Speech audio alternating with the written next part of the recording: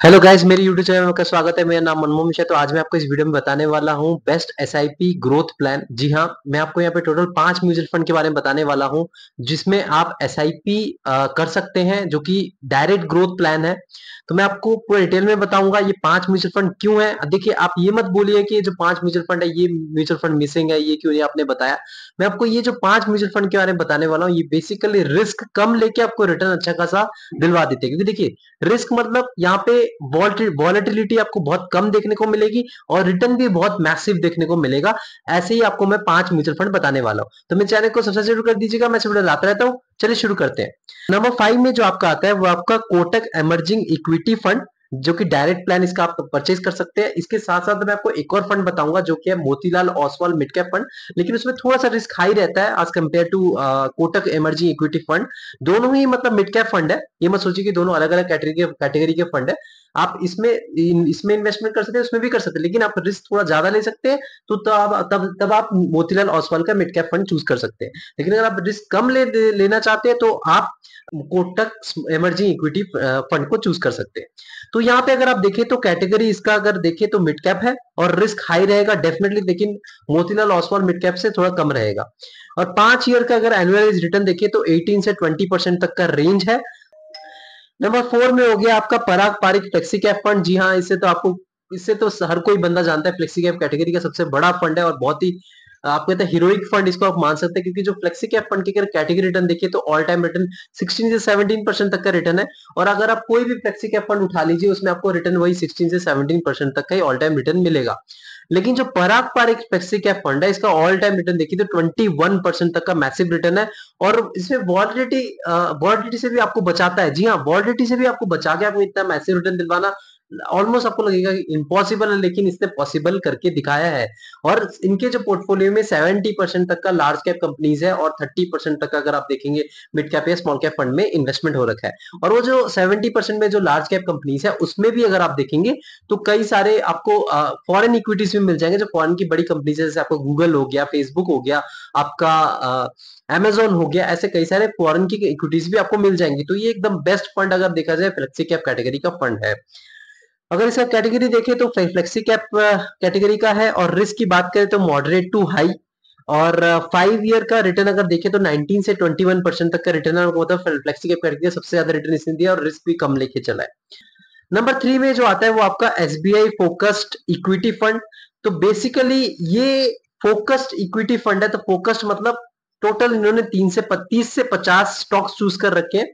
इनका फोकस वो टोटल 30 या 50 जो भी स्टॉक्स है उसी के ऊपर इनका फोकस रहता है, तभी इसका नाम फोकस्ड इक्विटी फंड है। पाने की मतलब इनका जो रिस्क है वो आपको हाई देखने को मिलेगा और 5 साल का अगर आप रिटर्न देखें तो 18 से 20% तक का मिलेगा। यहाँ पे 18 से 20% डेफिनेटली एक अच्छा खासा रिटर्न है। और यहाँ पे रिस्क आपका हाई रहेगा क्योंकि देखिए कॉन्सेंट्रेशन ज्यादा है। लेकिन देखिए रिस्क वैसे में अगर आप देखिए प्रैक्टिकली लो रहता है, क्योंकि देखिए जो 30 स्टॉक्स होते हैं या 25 स्टॉक्स होते हैं वो टोटली लार्ज कैप स्टॉक्स ही होते हैं, मतलब जो वेल एस्टेब्लिश स्टॉक्स है, मतलब जो अच्छी खासी बड़ी कंपनीज है उसी पे ही फोकस रहता है। जैसे आपका रिलायंस हो गया, आपका टाटा हो गया, तो ये वेल एस्टेब्लिश फंड्स है तो उस पे ही इन्वेस्टमेंट रहता है इनका। नंबर 2 हो गया आपका एक्सिस स्मॉल कैप फंड। जी हाँ, देखिए स्मॉल कैप फंड में सबसे ज्यादा बेस्ट फंड है, मैं आपको बता रहा हूँ, वो एक्सिस स्मॉल कैप फंड है। जी हाँ, आप बोलेंगे क्वांट क्यों नहीं है, आप बंधन स्मॉल कैप फंड के बारे में क्यों नहीं बता रहे, आप इससे भी बेटर जैसे कैनरा रोबी के बारे में क्यों नहीं बता रहे। देखिए जो एक्सिस का स्मॉल कैप फंड है ना, इसने इनका बीटा देखे या फिर आप स्टैंडर्ड डिविएशन देखे बहुत ही कम है as compare to its category. और कैटेगरी बीटिंग रिटर्न भी है लॉन्ग टर्म में, मतलब ऑल टाइम रिटर्न देखे, मतलब इस फंड को बेसिकली 11 टू 12 ईयर्स हो चुके हैं और 11 टू 12 ईयर्स में इसने अपने कैटेगरी को बीट भी रिटर्न दिया है। और बीटा और स्टैंडर्ड डिविएशन भी कम है और यहाँ पे इसका जो रिस्क है वो कम है और रिटर्न भी इतना मैसिव है। तो यहाँ पे देखा जाए तो स्क्रीन पे आप देख पा रहे हो कैटेगरी जो है वो स्मॉल कैप है, रिस्क है वेरी हाई। और 5 साल का अगर आप रिटर्न देखें तो 25 से 27% तक का रिटर्न है। अगर आप ज्यादा रिस्क लेना चाहते हैं तो डेफिनेटली आप इसे फंड में इन्वेस्टमेंट कर सकते हैं। रिस्क में थोड़ा कम रिस्क लेना चाहते हैं तो आप ये स्मॉल कैप फंड में एक्सिस स्मॉल कैप फंड में इन्वेस्टमेंट कर सकते हैं। लेकिन आप रिस्क में भी रिस्क लेना चाहते हैं तो आप क्वांट स्मॉल कैप फंड की तरफ जा सकते हैं, बंधन की तरफ जा सकते हैं, कैनरा की तरफ जा सकते हैं, आप बैंक ऑफ इंडिया की तरफ जा सकते हैं। ऐसे आपको दुनिया भर के स्मॉल कैप फंड मिल जाएंगे। लेकिन रिस्क में आप कम रिस्क लेना चाहते हैं तो डेफिनेटली आप ये फंड को आप एक बार रिसर्च कर सकते हैं इस पर्टिकुलर फंड के बारे में। नंबर 1 में आता है आपका Mirae Asset emerging blue chip equity fund. तो इसका अगर आप देखें जो डायरेक्ट प्लान है, आप ये बेसिकली क्या होता है, इनका जो इन्वेस्टमेंट होता है ज्यादातर लार्ज कैप फंड में इन्वेस्टमेंट होता है, 80% तक का इन्वेस्टमेंट होता है, और बाकी के जो 20% है वो ज्यादातर मिड कैप या फिर स्मॉल कैप में होता है। तो मिड कैप ही ज्यादा आप मान सकते हैं कि ये कम रिस्क लेके चलते हैं, तो इसलिए इनका लार्ज कैप और मिड कैप में ही ज्यादा फोकस रहता है। तो इनका जो रिटर्न है अगर आप देखें तो स्क्रीन पे, तो कैटेगरी जो है लार्ज एंड मिड कैप है, और रिस्क की बात करें तो हाई रहेगा। देखिए हर एक इक्विटी के बारे में अगर बात करें रिस्क हाई रहेगा, लेकिन अगर आप लार्ज कैप पे करते हैं, मतलब बड़ी कंपनीज में करते हैं, तो रिस्क थोड़ा कम हो जाता है, रिटर्न भी कम हो जाता है। मिड कैप में करते हैं, मीडियम बेस करते हैं, तो आपका रिस्क जो है मतलब थोड़ा और ज्यादा हो जाता है, रिटर्न भी थोड़ा ज्यादा मिलता है। और अगर आप स्मॉल कैप में करते हैं तो रिस्क और ज्यादा हो जाता है, और आपको रिटर्न भी और ज्यादा मिलने के चांसेस रहते हैं, और वहां पे नेगेटिव होने के भी और ज्यादा चांसेस रहते हैं। तो ये भी आप ध्यान रखिए।